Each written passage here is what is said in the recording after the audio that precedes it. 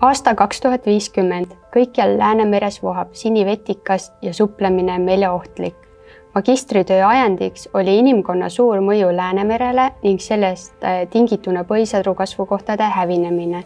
Pidevate keskkonnamuutuste mõjudega tuleb põhisadrul võidelda ellujäämise nimel kasvukeskkonna, toitainete ja valguse pärast.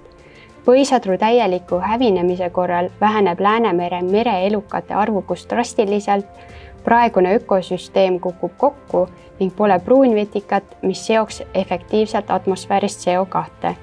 Oma magistritöös selgitan välja, miks põhisadru kasvukohad hävinevad ning pakun välja alternatiivsed lahendused nende säilitamiseks.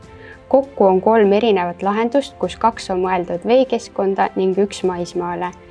Materjalid olen valinud ringmajanduse printsiipe ja põhisadru eripära arvestades. Veekeskkonna lahenduste loomise ning kinnitamise puhul olen arvesse võtnud juba meres olemasolevaid objekte.